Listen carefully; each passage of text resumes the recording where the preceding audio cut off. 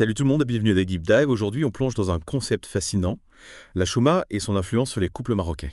Ah, la chouma, sujet tellement riche et pertinent, surtout à l'approche de Ramadan. Tout à fait. Et pour ce Deep Dive, on va s'appuyer sur le dernier livre d'Adnan Benchikroun, La chouma, secrets et traditions des couples marocains. Un choix parfait, Ben Chakoun, avec son humour subtil et ses observations fines. Il arrive à décrypter ce concept si particulier à la culture marocaine. Absolument. Ce qui est intéressant, c'est que Benchikroun utilise l'humour pour aborder la chouma.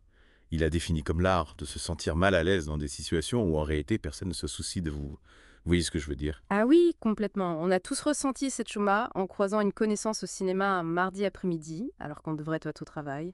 C'est ce mélange de honte et de gêne, typiquement marocain. Exactement. Et ce n'est pas qu'une simple gêne. Ben Chakoun explore les racines historiques de la chouma, son évolution à travers les époques. Il montre comment elle est liée à des valeurs profondes de la société marocaine. C'est un point crucial. La chouma n'est pas figée. Elle se transforme avec la société marocaine. Par exemple, il y a quelques décennies, se tenir la main en public était impensable pour un couple aujourd'hui. C'est plus courant, même si la chouma est encore présente. D'ailleurs, en parlant de couple, Ben Chakoun nous emmène dans un voyage hilarant à travers les rites de passage traditionnels, fiançailles, mariage, nuit de noces. Un véritable parcours du combattant, souvent semé d'embûches et de situations cocasses. Prenez le mariage marocain. Par exemple, un événement grandiose, avec ses traditions, ses repas gargantuesques et la pression des familles.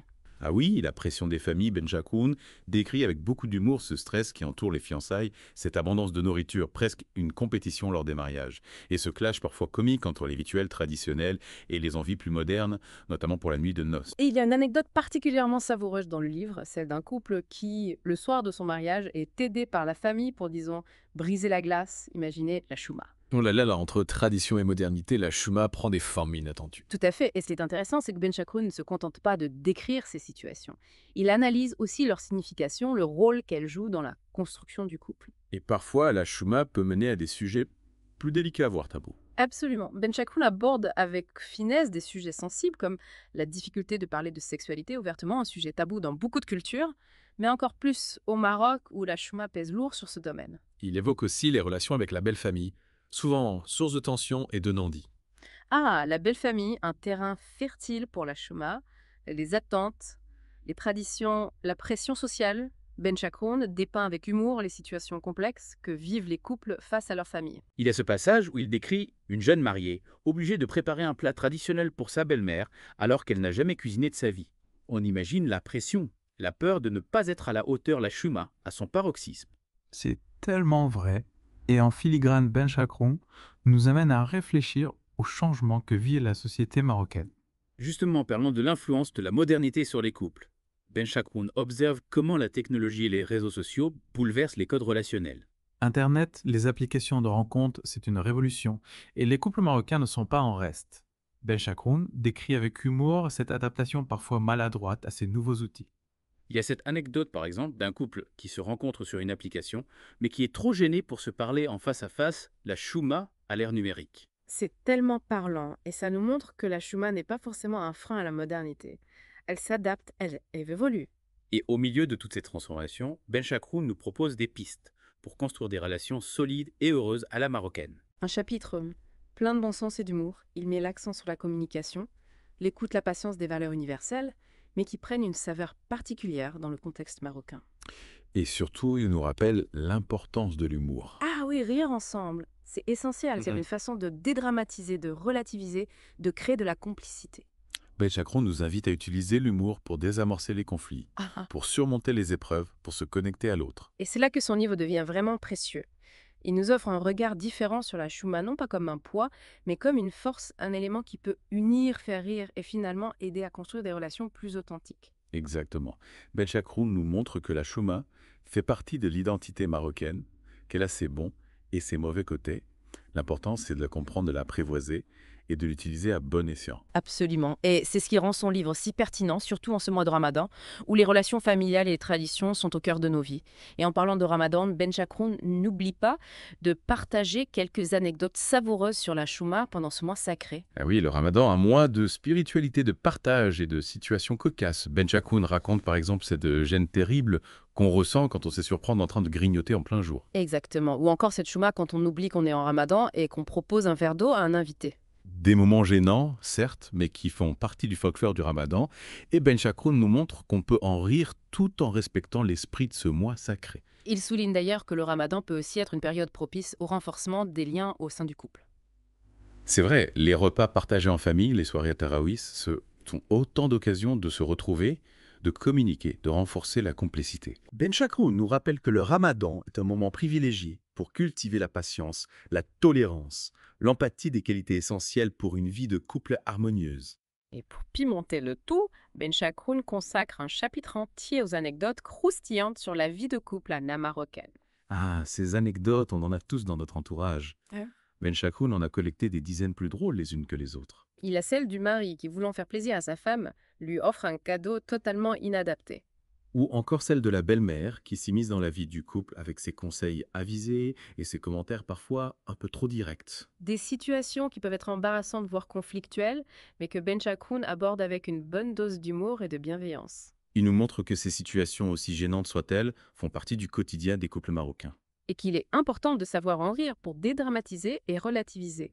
Tout à fait d'ailleurs, en parlant de rire, Ben Chakroun consacre un chapitre entier à l'importance de l'humour dans la vie de couple. Ah oui, l'humour, un ingrédient essentiel pour une relation saine et durable.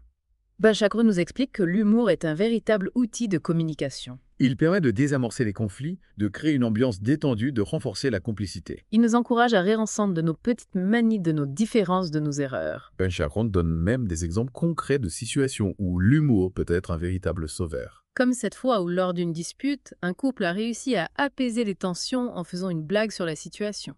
C'est une leçon précieuse. L'humour peut transformer un moment difficile en un moment de complicité. Ben Chakroun nous invite à cultiver notre sens de l'humour, à ne pas nous prendre trop au sérieux et à apprécier les moments drôles que la vie nous offre. Et après avoir bien ri, Ben Chakroun nous emmène dans une réflexion plus profonde sur l'avenir des couples marocains. Un chapitre qui nous invite à réfléchir aux évolutions de la société marocaine, à l'impact de la modernité sur les relations amoureuses. Ben Chakroun observe que les jeunes générations ont une vision différente de la vie de couple. Ils sont plus indépendants, plus ouverts aux influences extérieures, plus enclins à remettre en question les traditions. L'accès à Internet aux réseaux sociaux a joué un rôle important dans cette évolution des mentalités.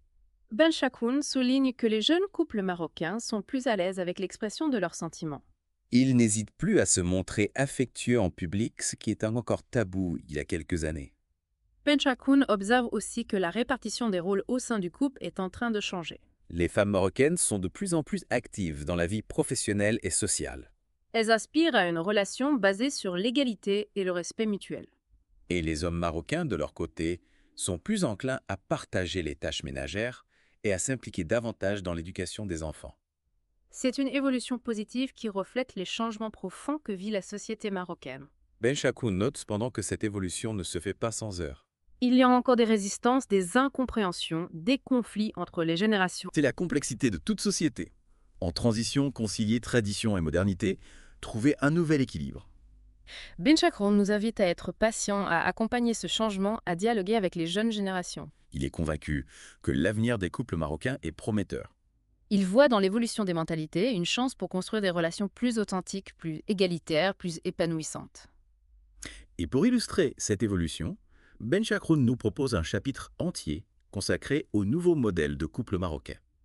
Il met en avant des exemples de couples qui brisent les tabous, qui inventent de nouvelles façons de vivre l'amour, qui s'affranchissent des carcans du passé. On découvre des couples mixtes, des couples qui ont choisi de vivre ensemble avant le mariage, des couples qui partagent les tâches domestiques de manière égalitaire. Ben Chakroun nous montre que la diversité est une richesse et que chaque couple a le droit de trouver son propre modèle de bonheur.